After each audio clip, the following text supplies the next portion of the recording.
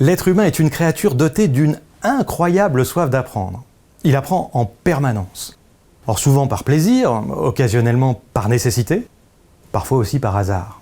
Mais majoritairement de manière informelle, voire inconsciente, si l'on se réfère au modèle 70-20-10. Par l'expérience et les échanges donc, et pour 10% par la formation. Alors 10%, c'est tout à la fois peu et essentiel, car cette formation structurée permet de gagner du temps sur l'expérience. Elle peut prendre les formes les plus diverses, mais la question de l'engagement des apprenants reste centrale. Dans un contexte professionnel, on distingue généralement 3 types de motivation à se former. La première motivation est liée à la compétence. Il s'agit de développer les savoirs et savoir-faire nécessaires à l'exercice d'une fonction. Elle intervient au moment d'un changement de poste, mais peut aussi s'inscrire dans un projet professionnel de plus longue haleine. La formation est alors structurée, le plus souvent prescrite. Le développement de la compétence demandera un temps conséquent. La seconde motivation est liée à un changement. Il s'agit d'adapter une compétence à une évolution de l'environnement. Lorsqu'on lance un nouveau produit, on ne demande pas aux vendeurs de réapprendre les techniques de vente, mais d'adapter leurs pratiques à ce produit.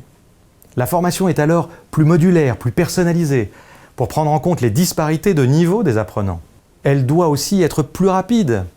Pas question d'attendre 1 an pour que l'ensemble des commerciaux soient capables de vendre notre nouveau produit.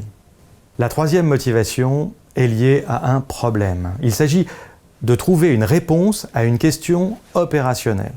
Un manager qui doit gérer un conflit entre 2 de ses collaborateurs ne pense pas une seconde à la formation. Son premier réflexe consiste à demander conseil à son manager ou à un collègue.